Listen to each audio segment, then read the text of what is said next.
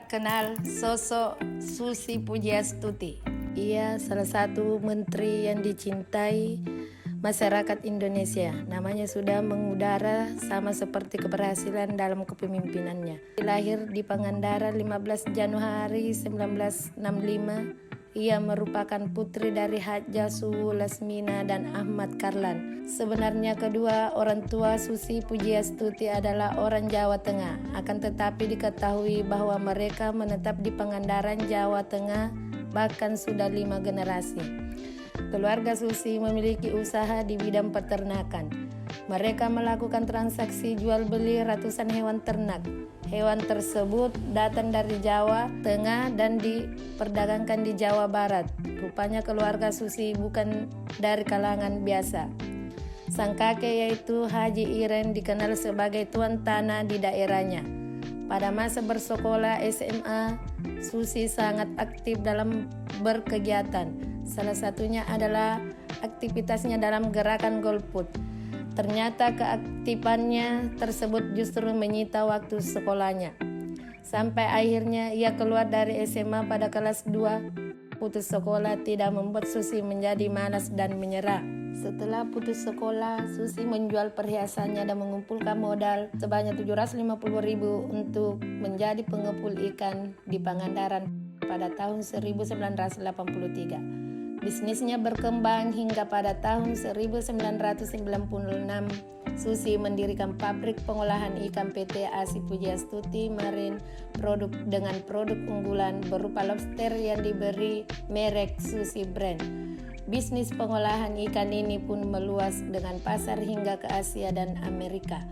Karena hal ini Susi memerlukan sarana transportasi udara yang dapat dengan cepat mengangkut produk hasil lautnya dalam keadaan masih segar. Pada tahun 2004, Susi memutuskan membeli 2 buah pesawat Cessna Caravan menggunakan pinjaman dari sebuah bank BUMN. Hal itu didapatkannya setelah 4 tahun berusaha meyakinkan beberapa bank melalui PT Asi Pujiastuti Aviation yang ia dirikan kemudian. Ia memiliki itu ia gunakan untuk mengangkut lobster dan ikan segar tangkapan nelayan di Pangandaran ke Jakarta. Dengan menggunakan pesawat, lobster yang dikirim lebih segar dan tingkat kematiannya pun menjadi lebih rendah. Pada saat itu hanya berselang sebulan sejak Susi membeli pesawat untuk mengangkut ikan.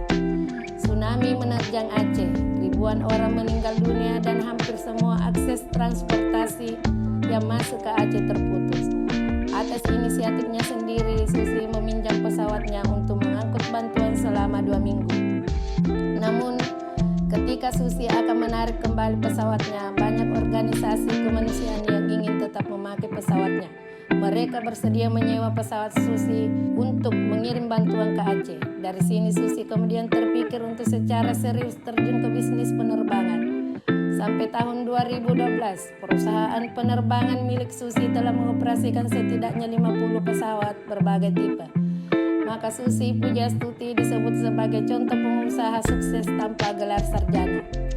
Selain itu, walaupun hanya berijazah SMP, pada kenyataannya Menteri Susi membuktikan dengan kinerja yang telah dilakukannya, yaitu dalam mengeluarkan kebijakan mengenai pengelolaan sumber daya kelautan dan perikanan, moratorium izin kapal asing menangkap ikan di Indonesia, larangan dalam menggunakan cantrang, larangan terhadap bongkar muat hasil tangkapan ikan di laut, larangan menangkap lobster dan kepiting yang masih bertelur. Hingga salah satu aksinya yang sangat terkenal adalah menggelamkan kapal asing yang mencuri ikan di perairan Indonesia. Sebagai mantan Menteri Kelautan dan Perikanan dari Kabinet Kerja tahun 2014 sampai 2019, dibandingkan kepemimpinan sebelumnya, belum ada yang mempunyai prestasi seperti Ibu Susi yang bertindak tegas terhadap kebijakan yang merugikan Indonesia. Walaupun kedudukan kepemimpinan perempuan di Indonesia masih dipandang sebelah mata atau sebagai kelas kedua, namun Menteri Susi mampu mempunyai prestasi kerja yang baik pada kepemimpinannya. Selain dikenal sikapnya yang tegas, Ibu Susi juga memiliki sifat yang harmonis, yaitu di dalam menjalankan tugasnya sebagai Menteri Perikanan dan Kelautan. Ibu Susi tidak pernah membandingkan tiap-tiap orang seorang yang hanya fokus memikirkan cara untuk kesejahteraan nelayan. Ibu Susi dikenal seorang yang mau berbaur dan dekat dengan rakyat. Beliau memiliki sifat yang ramah dan supel. Ia mau berjabat tangan dan menyatu dengan warga nelayan tanpa memandang profesi dan latar belakang warga. Hal ini membuatnya dikagumi masyarakat. Berdasarkan kisah dari Ibu Susi, ada banyak nilai kepemimpinan yang dapat kita pelajari dan diterapkan dalam kehidupan sehari-hari, terutama di lingkungan kerja kita sebagai aparatur sipil negara. Itulah sekilas kisah biografi singkat Susi Pujiastuti.